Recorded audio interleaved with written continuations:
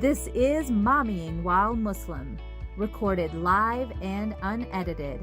Watch as Zeba and Uzma record their podcast, see their reactions, and find out for yourself what all the buzz is about.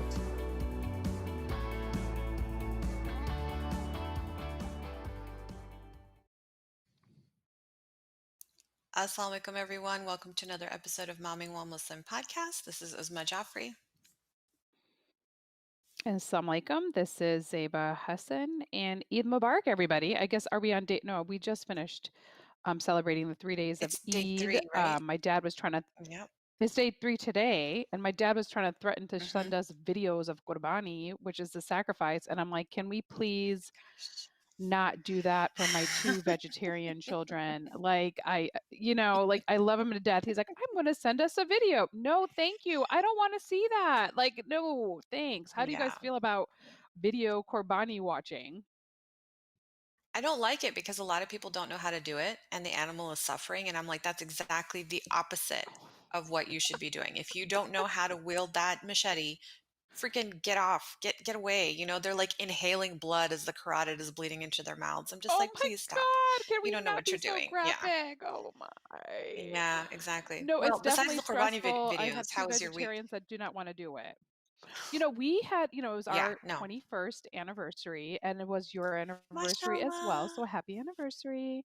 Happy anniversary to you Marriage too. is tough, guys. Like, it really is tough, especially during COVID. I'm not going to pretend like it isn't. I'm sure I'm driving my husband up a tree.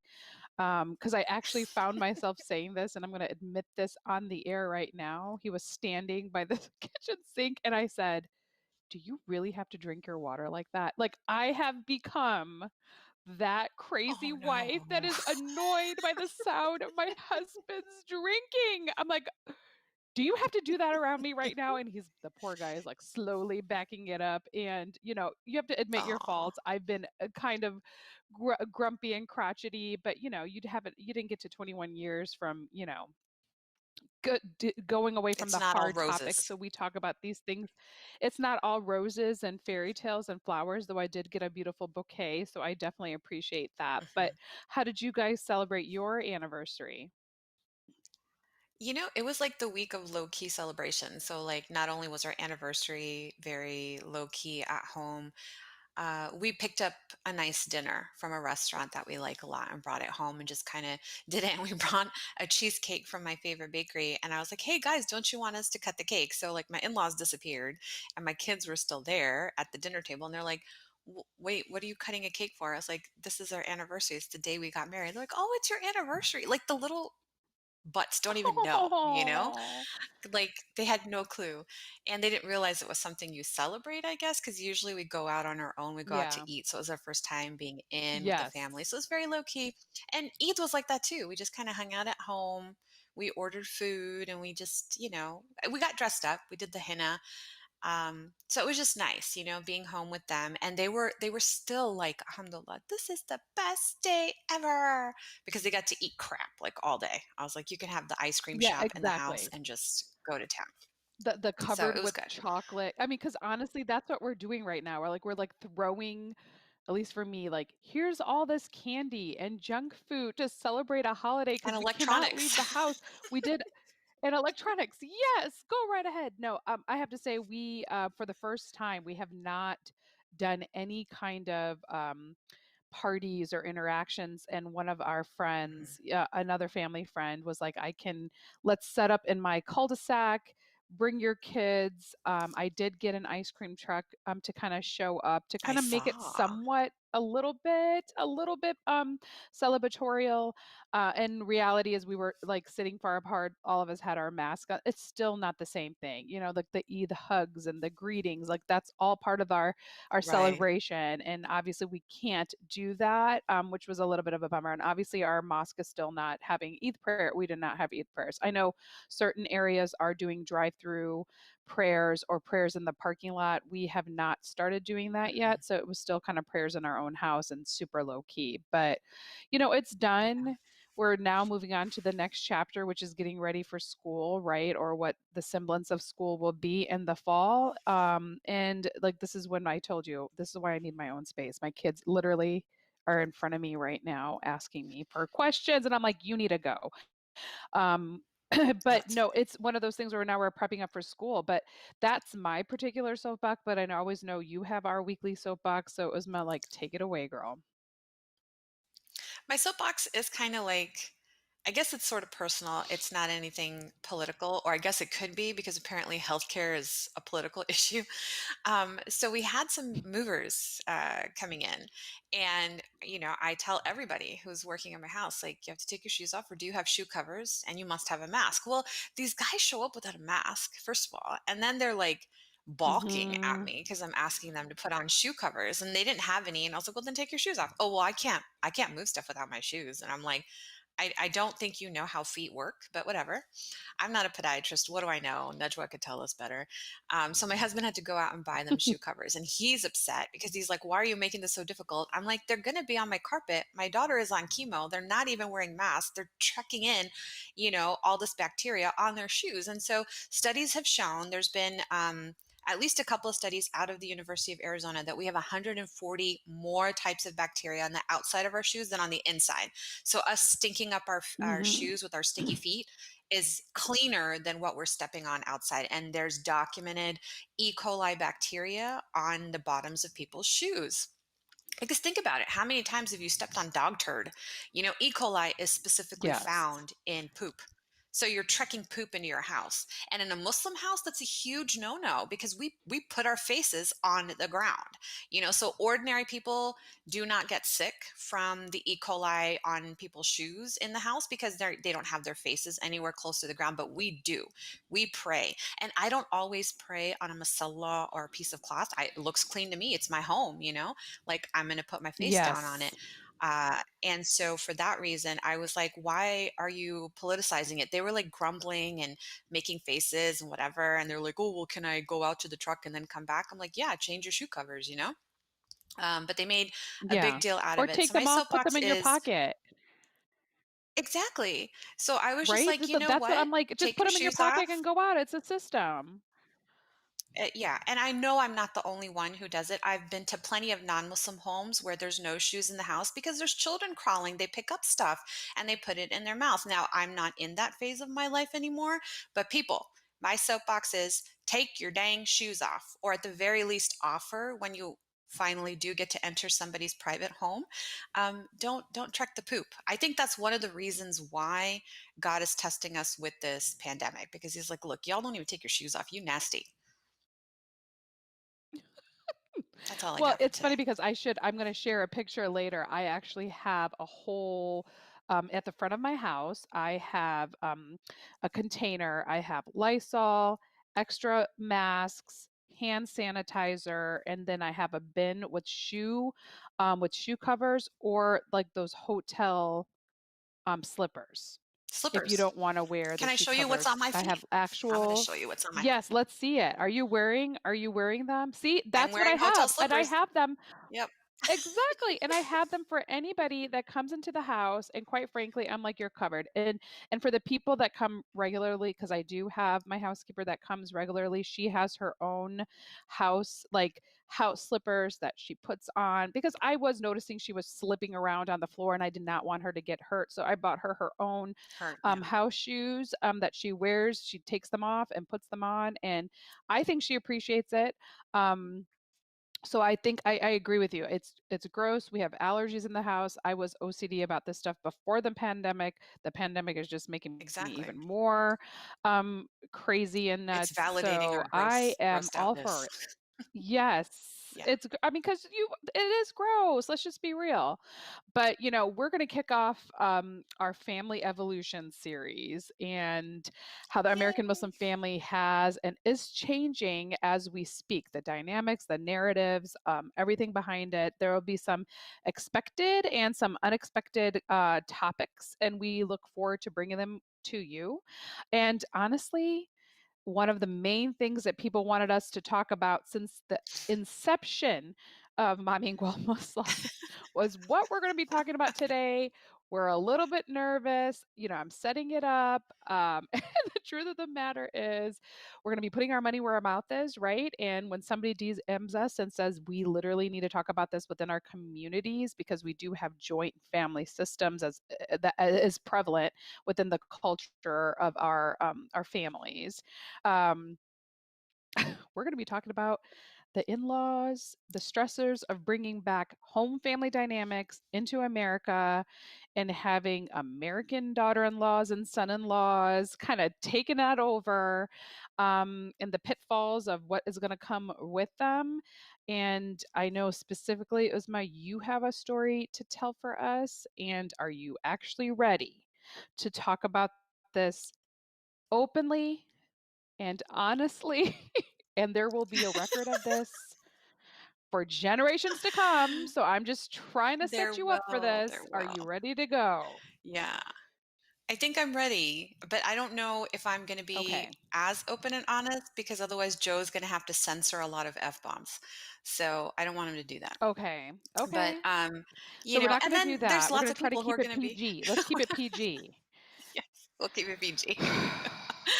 Um, so I can say that in the past, especially when I was a new mom and early on, yeah, it was literally after I became a mom and early on that I would, you know, and it was really, I think my original intention was I'm surveying, like, is this normal?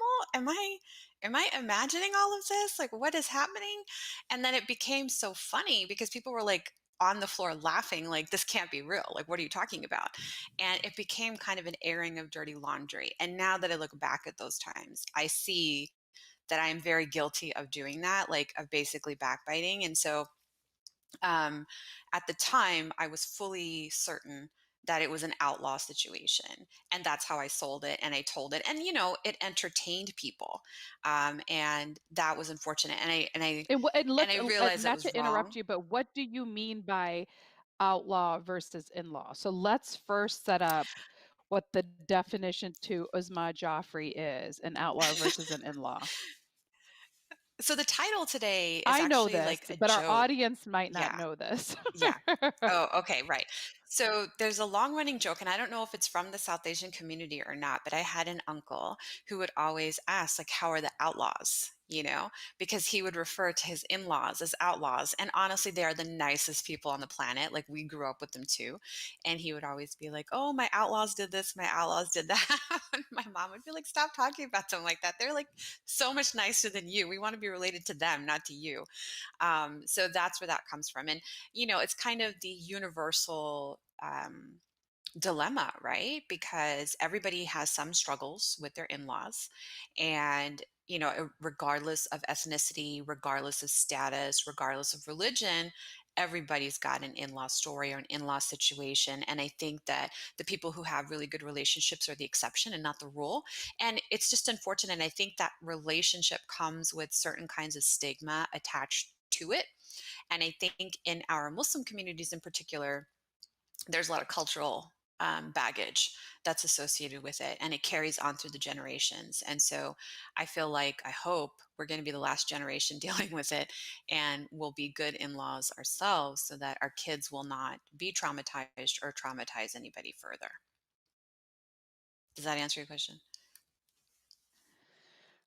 It does because honestly, I'd never heard of that before you Really? introduced that The concept to me. outlaw So joke? I don't know if I'm that I have not. And I don't know if it's just one of those things where I was kind of sheltered because we just had a totally different, cultural Experience. upbringing. Hmm. So perhaps, yeah, experience. So perhaps that wasn't part of our personal narrative. And honestly, I've been super blessed in the sense that, I'm just going to be blunt with you, and we've shared this story before.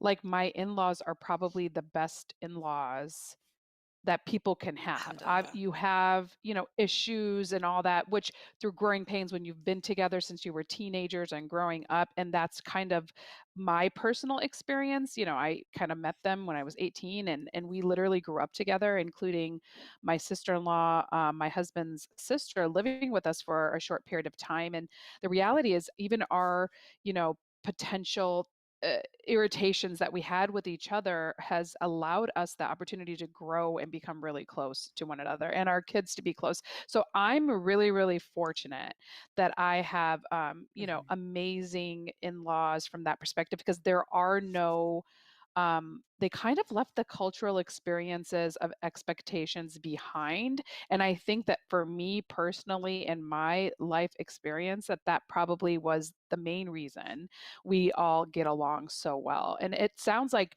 for you, you have a very unique situation, as in you're the only daughter in law, right? Of an only Yeah. son. So Mhm.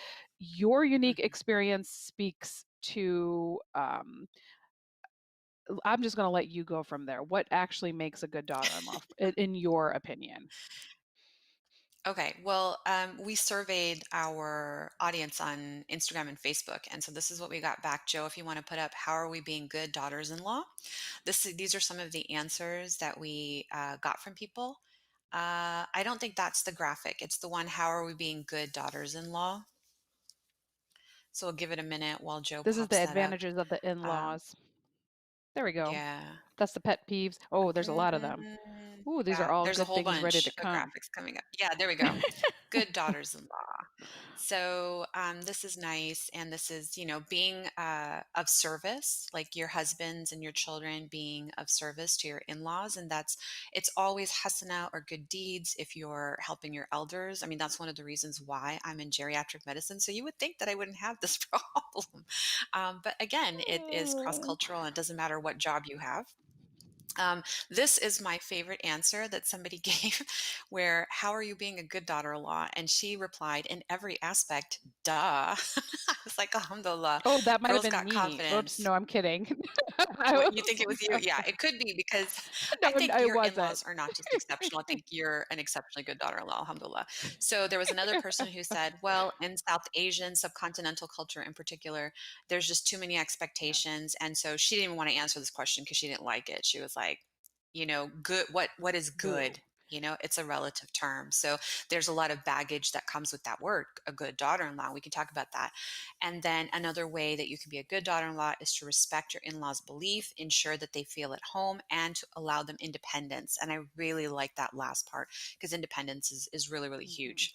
So going back over to what we were talking about, you were asking about my unique experience. And, mhm. I was obviously a novice wife and mom.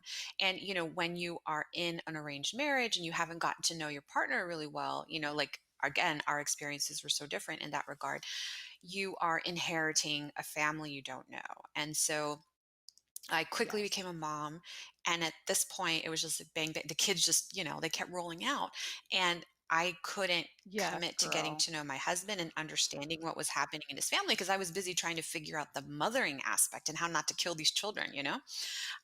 So it was postpartum depression and psychosis is something I suffered from. So I know I wasn't making good Mhm. decisions. I know I wasn't thinking very clearly. I could not understand what these dynamics were, because I had not grown up with that.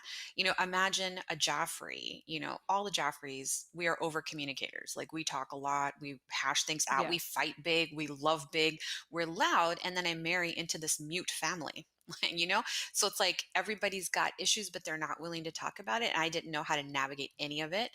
And so when you start living with somebody is when you realize that yes, there are really awesome things about them, but there's also flaws. And so the longer you get exposed to it, the longer you realize. And initially when I was a mom, nobody moved in with me, but they would come for really long periods of time.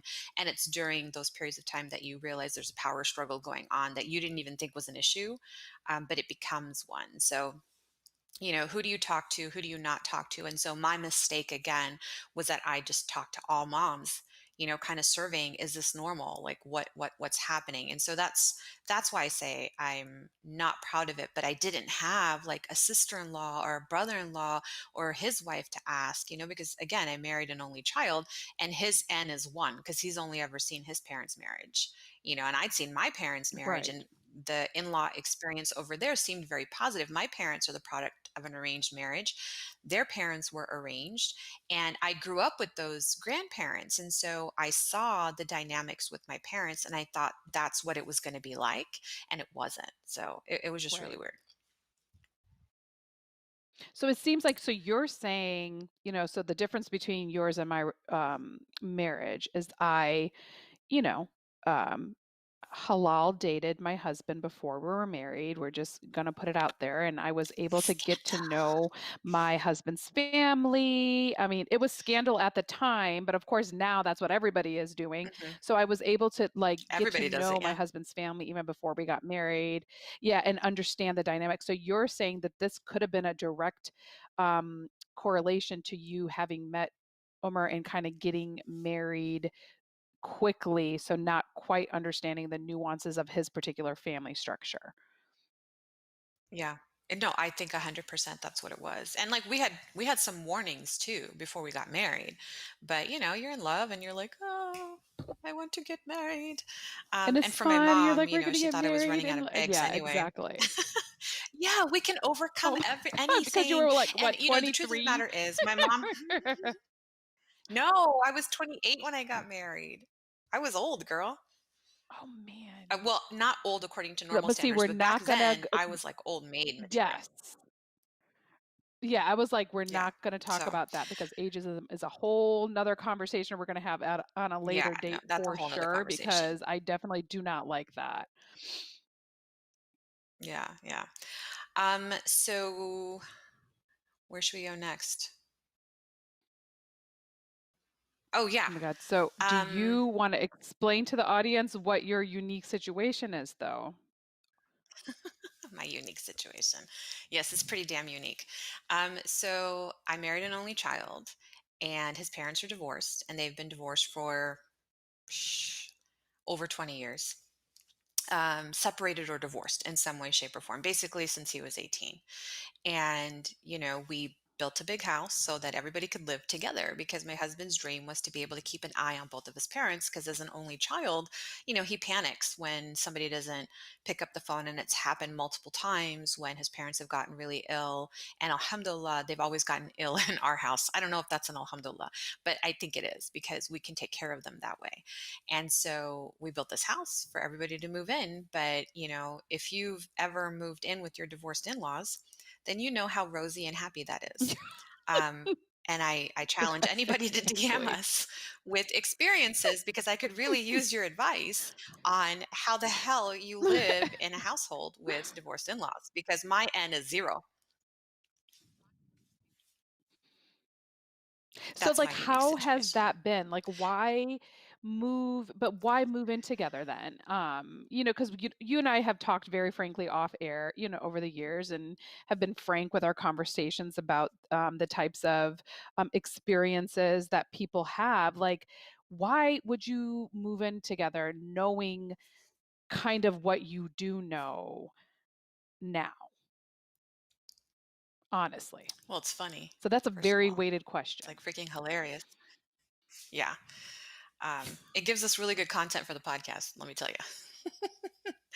But in addition to that, Exactly. it's again going back to growing up with both sets of my grandparents. It was really great experiences. I got a lot out of it.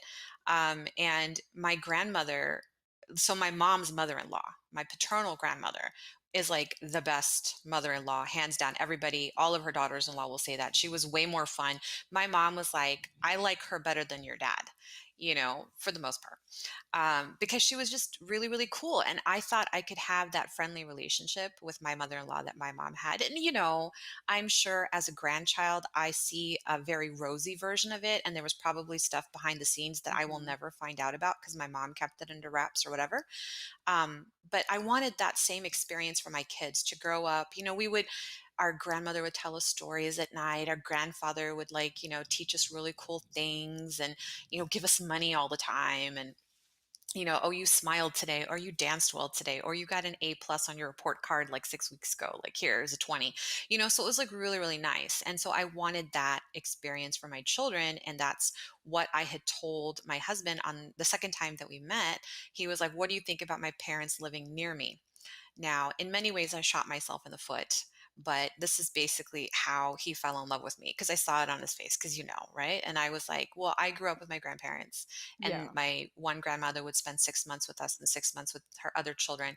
So I would want that same experience for my kids to grow up around their grandparents and live with them. And, his face just kind of glazed over, and he was in love. Like, I came home and my aunt was like, "So what happened? What happened?" I was like, "He's going to propose." Oh. Like, because I You're said the like right thing, hook, but line, I and was sinker. sincere. I I got wasn't this trying to guy. sell myself. Yeah. I truly believed it. And I still, regardless of all of the crazy, stupid dynamics right now, like, I still believe it. So, Joe, do you want to pop up the graphic for what role? We asked this question of our audience again. What role do in laws play in kids' development?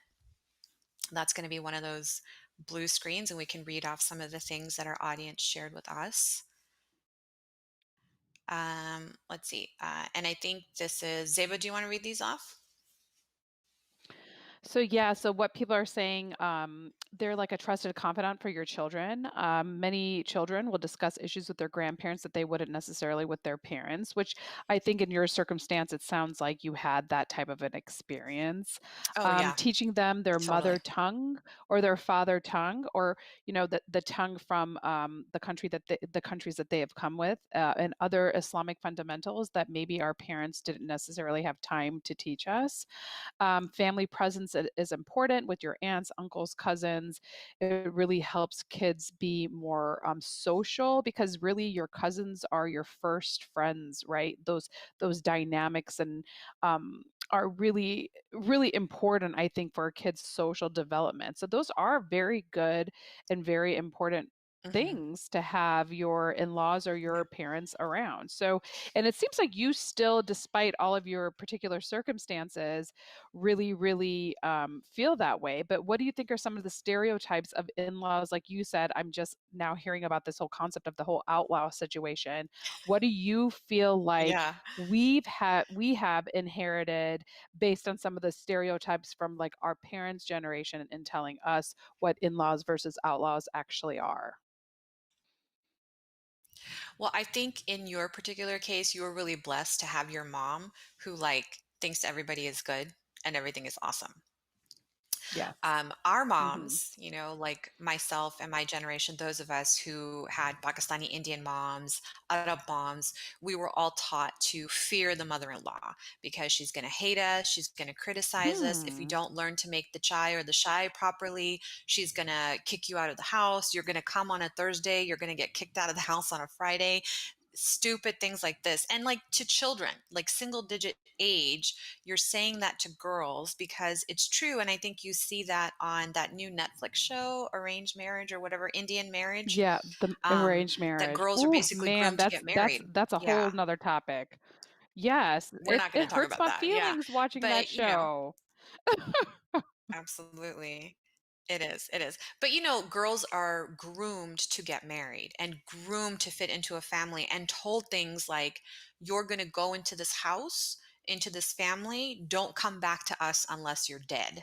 That was one of the things that my mom said. She was like, when we send our daughters to their in law's house, we send them with their death shroud. You will only come back with your death shroud to this house, to your father's house. And my dad would be like, shut the hell Oh up. my Honey, god, you that come back is whenever you so want. scary. I don't like Totally, hearing totally. that. So I'm yeah, and so part of my, thankful I like, did not have wedding that. trousseau is my death shroud. Yeah, see, you didn't have that trauma. Oh So my we god. grow up getting really I scared didn't of have this any of that. relationship, but at the same yeah, so you didn't have that trauma. So, Oh, trauma begets trauma. And, that was the thing. And yes. then there's the whole, you have to think about your mother-in-law because she's going to be afraid that you're stealing her son, and like you're going to kick her out of the house, like all of those things that you now have to be cognizant of your behavior to make sure that somebody else doesn't get that feeling from you and your actions or your words. And so you're thinking the whole time, well, it's not move out, it's just move over, right? Somebody said that Yeah. recently, Well, wasn't it is it Yaz move Guru? over? Yeah, she said that But last I week. don't really like that It's move over. though. But okay, so let's talk about, It's but just is give it me move room over at the though? Because table. I feel like give you rid of the okay, so we're both mothers of sons. primarily. Let's just be real, Yes. right? Like, we're Hmm. going to have three Yeah. daughter-in-laws, inshallah, one day. So, do you Yeah. feel like you want to move over from your son's life? I feel like it's just a different relationship. Your space in their life as a daughter-in-law for marrying a son or as a mother of a son, your space is the same. It's a different space. You're sitting at a different you're at the same table, but you're sitting at a Oh, different chair. Do you see what I'm saying? yeah. You're So saying I feel apples and like oranges. that's I where I I hear think you. Yeah. it's not the same. It's literally not the same. And honestly, it shouldn't be Hmm. the same thing. We're all at the same table. We're just sitting on.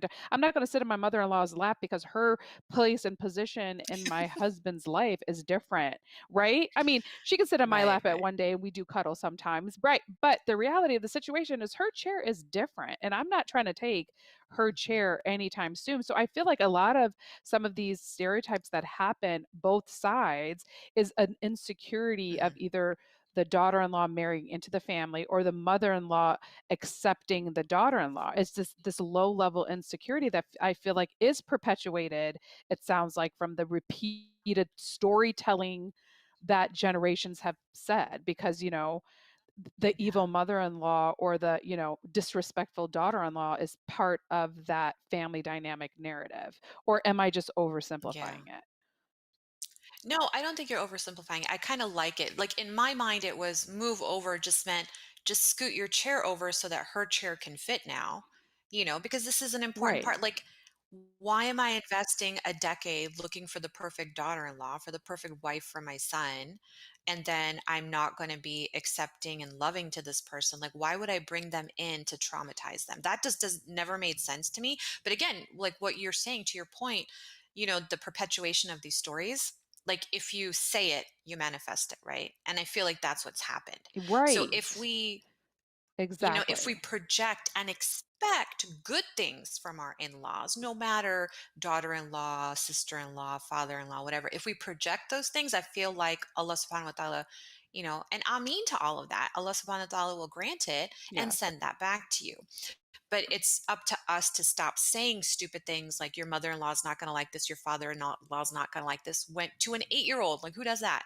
That's just dumb. Yes. And none of that stuff, I think, comes to sons. For some reason, people don't tell their sons, oh, your mother-in-law is not going to like this. Um, but it's always to the girls. Like, at least that's my perspective, because that's what I grew up with. But I feel like we can break that cycle of trauma if we just talk about, Yes. we're all just still sharing a table, or I think that's kind of what you and I are saying, sharing a table. I just figured move over, make Yes. space for the new person in the family, expand No. your circle. That's all we're Because saying. because And don't be I threatened said by it. because this is the truth of it. And don't be threatened by it. The truth at the table, I mean, I'm speaking from a mother and as a daughter-in-law. The mother was already at the table, ladies. This is the truth of it. She was Hmm. already there. She helped Hmm. create the She's at the table. head of Like, the if we're table. using the table as our Hmm. metaphor, she's at the head of the table. So really, if I'm sitting Hmm. next to her and if at some point she gives me the head of the table, that's my blessing, right? So I feel like if we come into a situation and you're negative about it, then you are, to your point, constantly perpetuating that negative stereotype. And it doesn't necessarily have to be that way. Did get married really young, and I still remember the day after my wedding. This is like a memory that, 21 years later still stands in my head. I'm an early riser, as everybody knows, and so is my father in law. So I kind of walked down because they were in town for the wedding, and he was making chai. And, I was kind of like, a new bride, the what do we do? And he was like, "Can I make you some chai?" Like, it was that simple Oh. gesture of the morning after where he brought me my morning cup of tea. And I still remember this like it was yesterday. And then we just sat and chit chatted. Like, there was none of this. Obviously, I make him tea and dinner and all that stuff when he's here, but there was none of this, let me sit on the couch. You just came down and you come make my tea. So that really did set for me those expectations. And it does help that I was so young. So, and everybody knows me, I'm aggressive. I'm not passive aggressive. So yeah, if I have an issue with you or whatever, I just tell you directly. And that definitely has helped me be able to maintain these, because I just flat out, I'm like, you seem some sort of kind of way, did I do something? Because if I did, I'd like to, have some like. So I'd like I'm to know just what not it going to be is. passive aggressive in anybody, what it is, and I just say that. So I feel like if we break those stereotypes as this next generation, as raising the next Muslim family, really, that's kind of where we are as mothers right now. How do we break those stereotypes? What do we do? How do we set those expectations? Because quite frankly, I'm teaching my kids, my boys too, to help clean up as much as my daughters, Mhm, because quite frankly, they can't have those expectations that someone's gonna, take care, quote unquote, take care of you. That having been said, my mhm. oldest is very high maintenance, so I'm very excited to be able to offload him to somebody else at one point. But like make us laugh a little bit. Like, how are you now? With, you have four kids, 12, 10, 9, and 5. You're living with both, you're built a house that took you 3 years to build, so to accommodate Mhm. these three separate families, really. How is that going for you guys right now? It's going pretty poorly. Yeah, truth be told. Okay, well, I'm glad you're Like honest, yeah, and let's talk about that. yeah. Yeah. It's just, and I have to work on myself because, you spoke to if at some point your mother in law gave you the head of the table. That is a fantasy for a lot of people because, there's such an ego involved in this relationship that if everybody in the relationship is not constantly checking their ego, it's the whole head of the table struggle. Everybody wants the head of the table. And I'm going to Mhm. say I'm guilty of that too. Like I am type A, I am a control freak too, and I will take orders from no one. And, other people who have been at the head of the table want to stay at the head of the table until they go to the grave. And it's like, you know what? Like, ball's not your court, not in your court. This isn't even your court anymore. Like, I am the queen and this is my court, you know? And that's what I kind of explained to my husband early on because, I told him I grew up a different way and I knew that I wanted something different for my family. And everything inside of the house, that's my dominion, and I will say what happens. And when it comes to the kids, we have to be joint because we're partners in the children. But what happens in the house, like I'm going to determine what happens, and set the tone. And he was okay with it, and we agreed with it. But there's other people again at the head of the table who do not, and they're going to go down fighting, and they're going to. Here's what's really funny to me. I'm like, to burn yourself is one thing, but to take everything down and burn the whole town down with you, With you. I think that's pretty selfish and irresponsible. Like what are you doing? Like what are you trying to accomplish? Because like I'm a freaking geriatrician. Like I'm the one who's going to save your life. And I have actually a Right. couple of times. So it's like, you know, it's really dumb to me, but it's so dumb, it's funny. It's like, when you really need something medical, it's like, you can't ask your son, you're going to come to me. So play your cards right, be smart. Don't keep engaging in this power struggle. Don't you feel like at some point you want to relinquish it? And that said, I want you to remind me when I turn 65, relinquish the reins. Like, stop, you're not in control anymore. This is not your car. This is not your Girl, I'm court. trying to relinquish You the are reins dethroned. now. Like, well, come on. Like, I want to relinquish. I'm just like, who's going to marry this guy?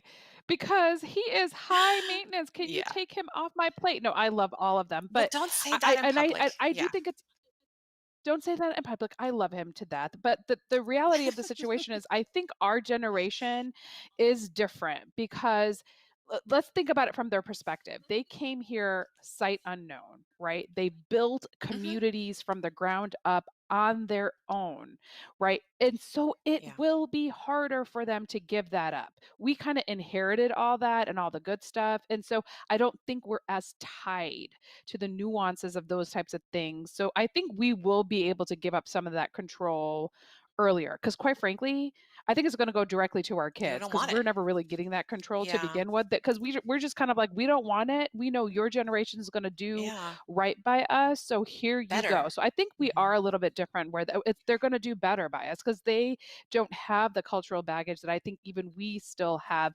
inherit it from our Oh, parents, yeah. and whether we're honest about it or not, you Absolutely. know?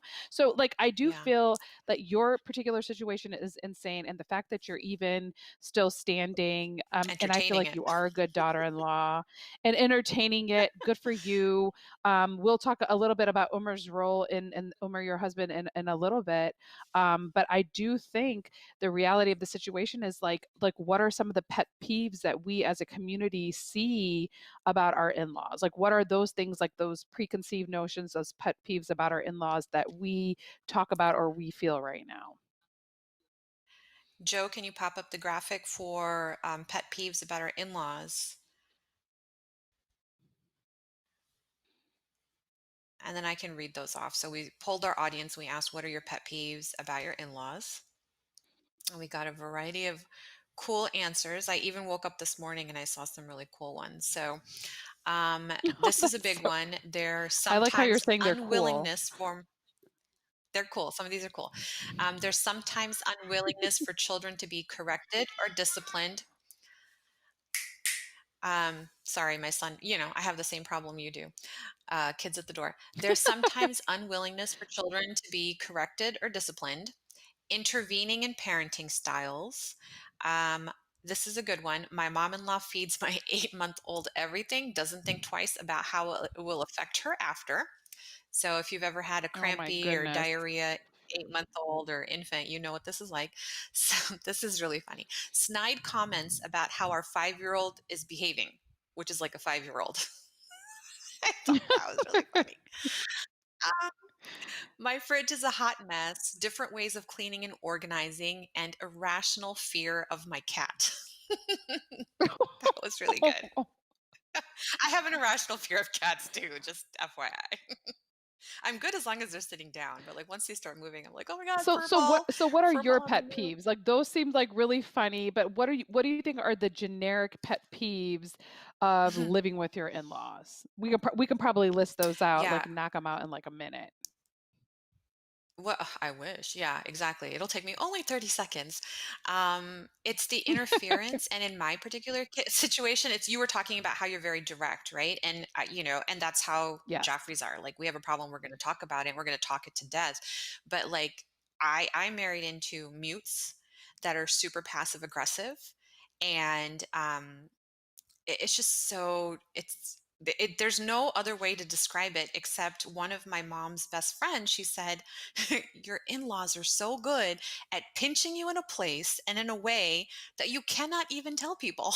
you know like you can't even describe the trauma that you're experiencing right now because it's so painful and Oh. real, but you can't put into words what they're doing except by describing the actual act. And then it doesn't sound so bad. It just sounds really ridiculous. Like, who actually does that? Who actually behaves like that? It's like, I got him. I got him right here. I wish I had a 24-hour cam in my house. So it's that kind of stuff, that passive aggression that builds a lot of resentment, interference in the kids, like what they eat, how they study, what they're doing, all of that. Nagging about things, not having boundaries about things. I think that's a big thing. Like, I had to draw like a criminal crime scene tape around my bedroom. Like, people don't go into my Oh. bedroom. Don't lie down on the bed next to Yes, my that's husband. That's off so creepy. limits. Like, do that in your room. Don't do that in my room. Things like that. And then inflexibility. I think that's huge because if you haven't learned to be flexible, by the time you're in your 30s, you're going to have a miserable marriage. You're not going to be comfortable ever wearing your motherhood crown.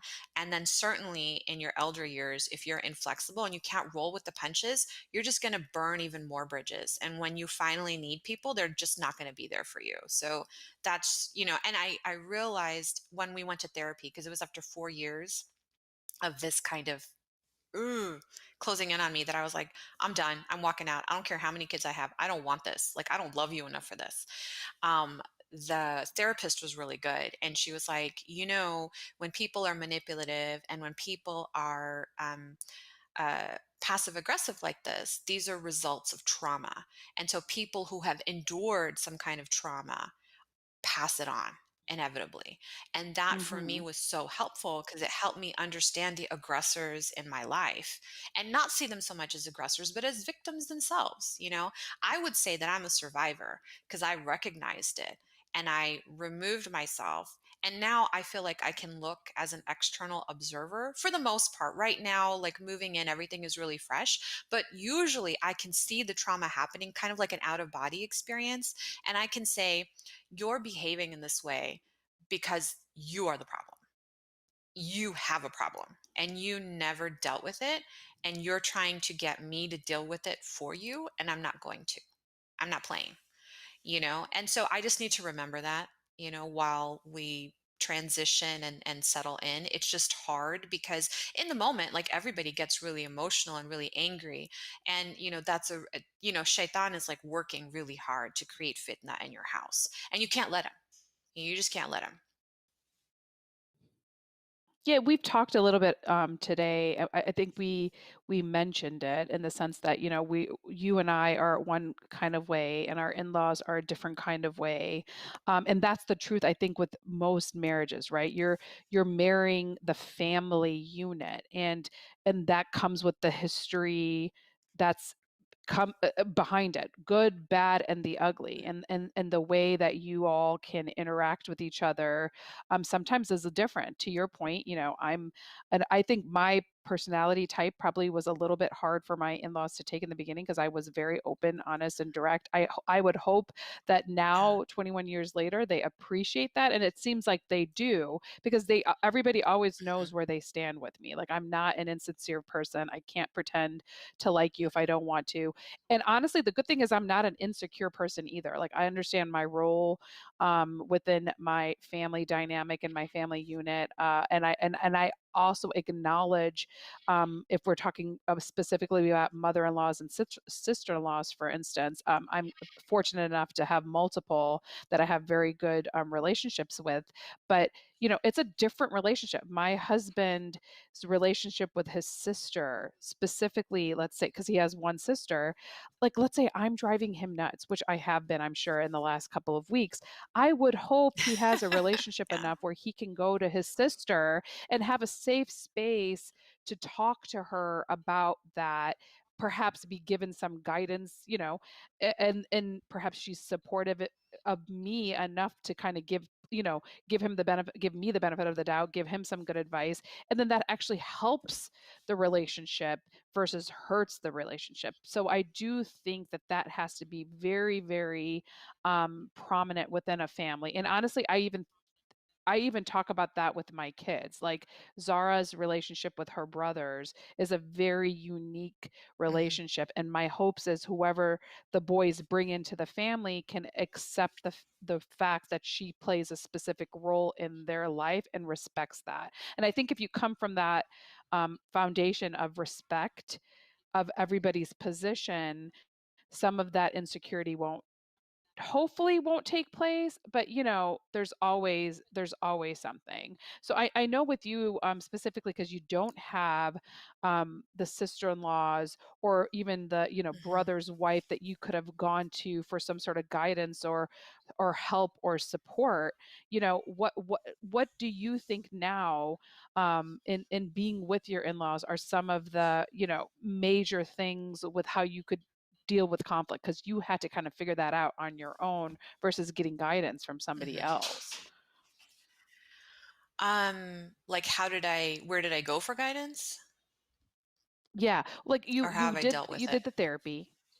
How have you dealt Mhm. with the conflict now? Like, I'm assuming you and your husband are a joint unit. Like, you guys are probably talking about it independently. Like, how are you dealing with the conflict that seems to be inevitably coming up with the dynamic in your household right now? Yeah. Well, I established it a few years ago. So basically, when I had postpartum depression, I didn't have good control over any of my emotions. So my meltdowns were big and gross and ugly. I had one really big one that I still regret to this day, but it did establish a precedent in our house where don't mess with her because she's like a bomb waiting to go off. But through the years, I feel like, relationships improve because we just talked about it. I try to be like, um, so the one thing I do, and this is probably wrong, but it has figured for other people, but it works for my husband and me, where I tell him this is what I expect to happen and this is the way it's going to happen. You translate that however you can, because I don't feel safe saying it because if I do it, it comes off as an attack. No matter what my tone Yes. is, no matter what my intention is, and that's just because certain people have a belief and a thought about what a daughter-in-law is saying and doing that they're never going to shake. And it's not my job to change their thoughts for them. That's up to them. And if they haven't figured it out after 70 years, your son can translate that for you. And so when he translates it, he figures it out. The onus is on him. So my poor husband has a huge burden because he's trying to keep me happy. He's trying to keep the kids happy. He's trying to keep the parents happy. And I try to make it as easy as possible and not be as demanding. Try to be as undemanding as I can. But that's how we've worked it out. Right now, the stuff that's acutely happening, I'm just breathing through it, just Yeah. astaghfirullah my way through it, because I can't change again what somebody is thinking and what their thoughts are about, oh, I'm losing my throne. It's like, you never had it.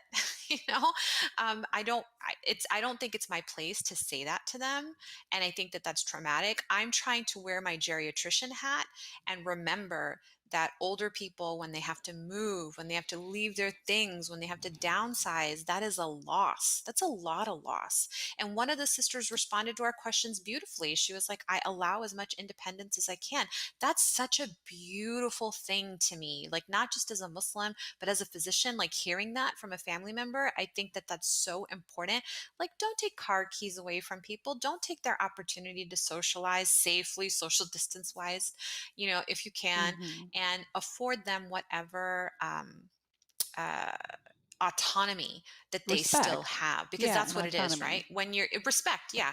And like, you can make it more Hmm. specific and say independence, autonomy, like those are respectful things to offer somebody. And that's what we have given, but sometimes people mistake autonomy for I'm in charge again.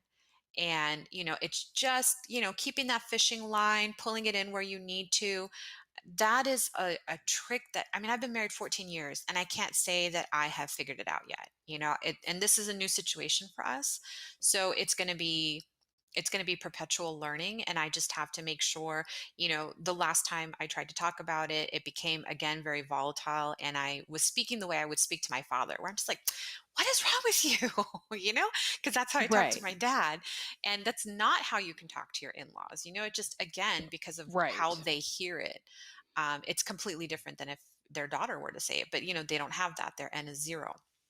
So I have to be really cognizant of those things and remind myself that, okay, my husband is my landing spot. He is my sounding board. He is an ally to both of us, and he has to be. Like, that's required by God, Hmm.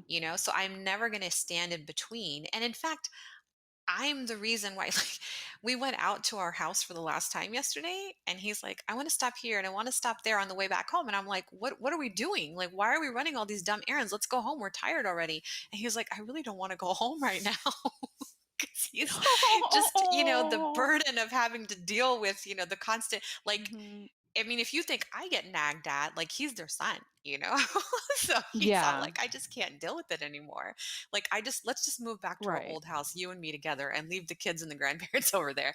So, and I'm like, I'm the big proponent of, listen, this is the ideal situation. Like, we can keep an eye on them, we can keep them healthy.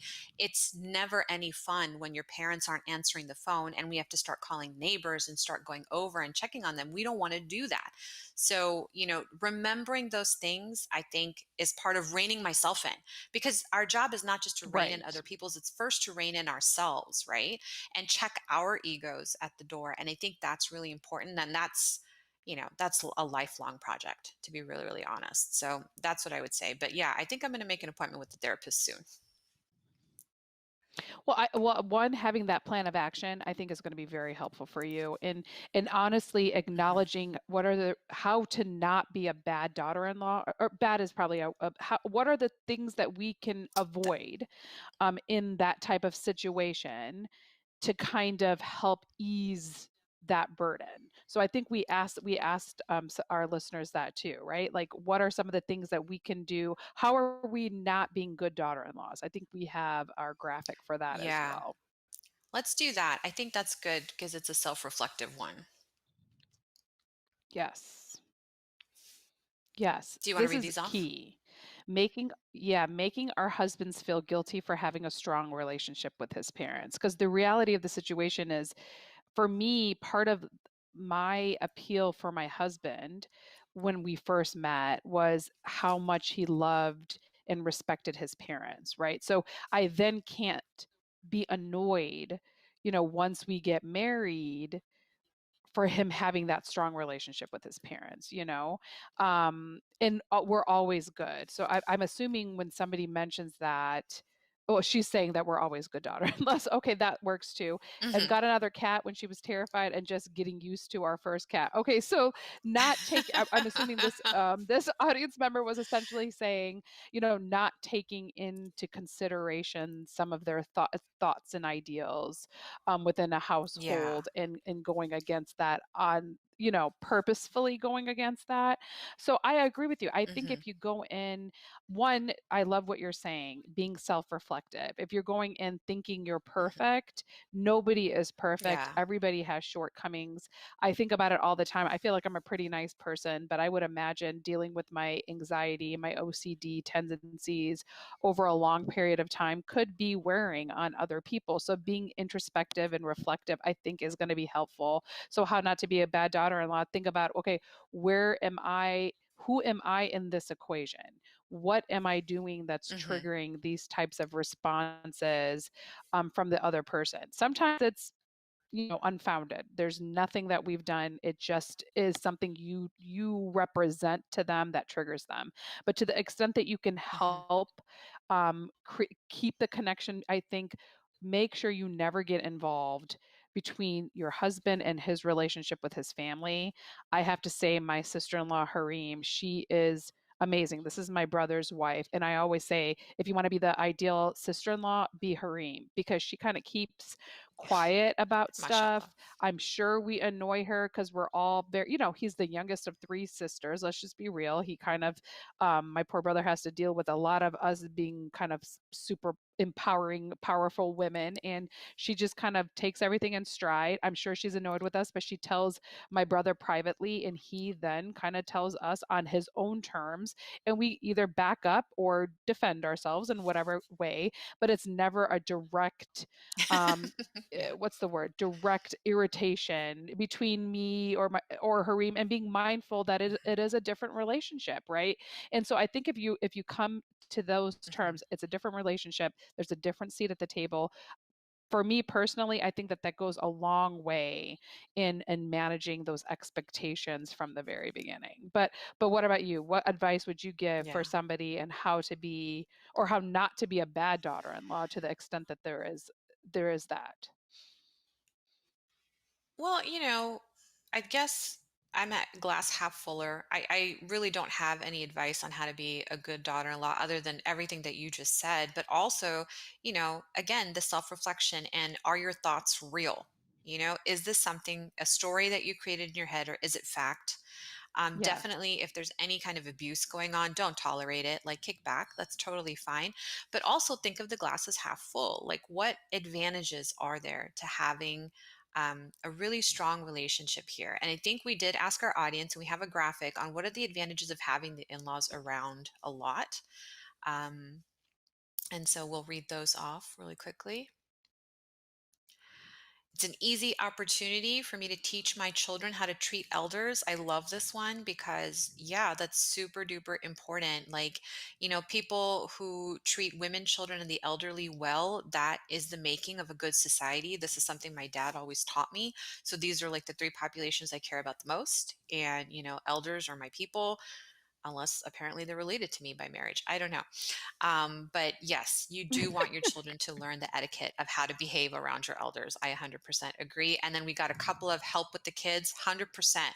I can say that after me, the only person who loves my kids more or as much as me, the second person in line is my father-in-law, because he can do it all. Like, he can wash the butts, he can order the dinner like a pro, he Oh, can get them clean and entertain. And, it doesn't like, he dotes on my children more than my husband does. So I will give him that much. And then I really like this having your in laws around. It's a piece of home for your spouse. That's really important. And then Hmm. maybe this is somebody who came to Islam later, but helps me learn more about Islam and then the Arabic food. I think that those are really important things. So that cultural and Islamic connection is really good. And I'll tell you a story. I was pregnant with my fourth, and it was July 4th weekend. And, we were in a hotel back in the good old days when we could go to hotels, and the kids wake up at an Mm. ungodly hour. And at the time, my oldest was 5 and the youngest was 4, and they are on the iPad and they're talking, and the 4-year-old is making fun of the 5-year-old. He's like, oh, you like Ashley and Ashley likes you, mwah, mwah, mwah, mwah, mwah, from Montessori or whatever.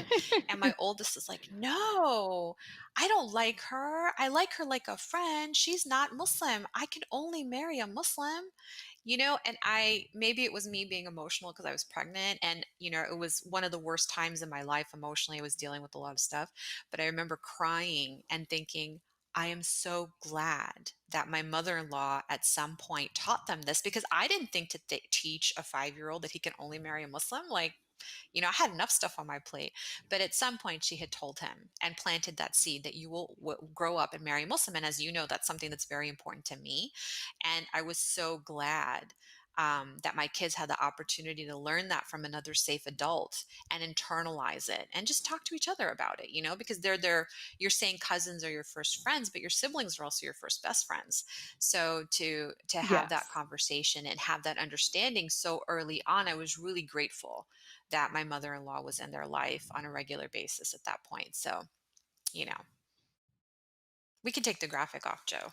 Uh, I mean, no, I personally love that. Like, some of us are probably a little bit closer to in-lawing or outlawing. We're not going to do the outlawing part. We're going to talk about the in-lawing. So, No, we're based not. on some of your experiences as the daughter of an outlaw, apparently, what are some of the things that we can No. do for our future families to kind of avoid falling into some of the same traps that perhaps the previous generation had?